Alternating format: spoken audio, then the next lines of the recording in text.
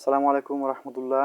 ফিরে এলাম নতুন আরও একটি ভিডিও নিয়ে। আজকের ভিডিওটি হচ্ছে ফ্যানের শ্যাফট বুশ জাম হয়ে গেলে কি করবেন বা এটা কিভাবে রিপেয়ার করা যায়, সমস্ত কিছু থাকবে আজকের ভিডিওতে। চলুন কথা না বাড়িয়ে দেখে আসি।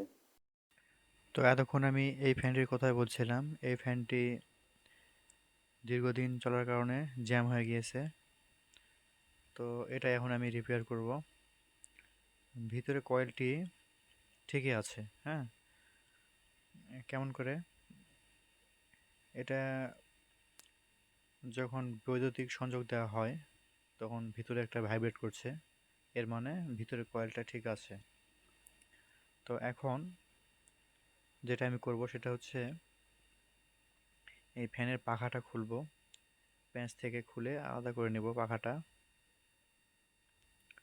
আমি প্যাঁচটা খুলে আলাদা করে নিচ্ছি।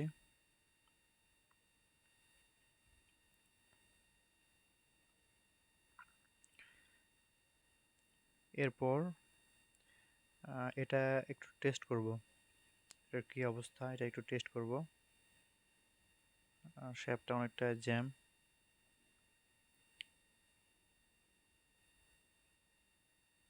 এর থেকেও অনেক জ্যাম থাকে অন্যান্য মোটরগুলো। তো যাই হোক, এখানে দেখেন মোটরটা কিন্তু ঘুরছে না, হ্যাঁ, মোটরটা ঘুরছে না। তো এখন এটাকে আমি যে কাজটা করব সেটা হচ্ছে শ্যাবের গোড়ায় সামান্য একটু মোবিল পিছন দিকে এবং সামনের দিকে দেব, দিয়ে দেন শ্যাফটটা বেশ কিছুক্ষণ ঘুরিয়ে ঘুরিয়ে এটাকে আমি ইজি করে নেব। এবং শ্যাফটটি গসতিছে কিনা, মানে নড়াচড়া করে কিনা, আমাদের ভাষায় আমরা যেটা বলি মানে আহ, গজা, মানে নড়াচড়া করে আর কি।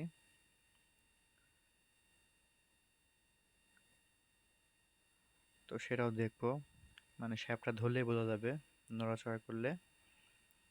তাহলে যে বুশগুলো আছে সে বুশগুলো ভিতর থেকে চেঞ্জ করে দিতে হবে। শুধু বুশ নয়, শ্যাফটটাও চেঞ্জ করলে ভালো হয় তার সঙ্গে, তাহলে ফ্যানটা আরও স্মুথলি ঘুরবে। তো এখন আমি এটা বেশ কিছুক্ষণ ঘোরাবো, ঘুরে ঘুরে ইজি করে নেব।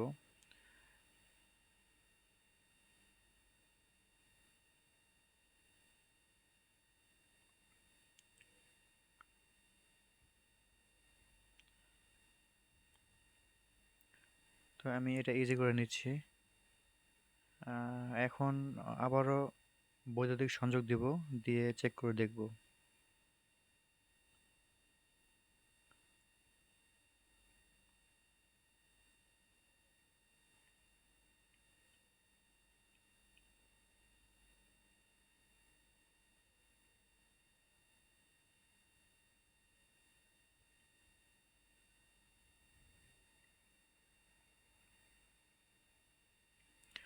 ওকে, লাইন দিচ্ছি। দেখেন এখন কিন্তু মোটরটা স্মুথলি ঘুরছে। তো এই মোটরগুলো সাধারণত এই সমস্যাগুলো হয়ে থাকে।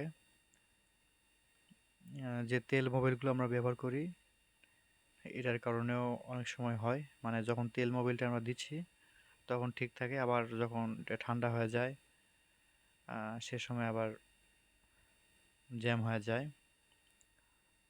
তো আমাদের উচিত যে একদম শ্যাফট বুশটাই চেঞ্জ করে দেওয়া, তাহলে সব থেকে বেটার হয়। তো এখন এই মোটরটি সাময়িক সময়ের জন্য ব্যবহার করা হবে। সো শ্যাফট বুশটা চেঞ্জ করা হচ্ছে না, তো এইভাবে রান করে দেওয়া হলো। এখন যতদিন চলবে দেন এটা বাতিল হয়ে যাবে, নতুন আরেকটা ফ্যান নেওয়া হবে। সো ওই জন্য মোবাইলটা দিয়ে ইজি করে নিলাম।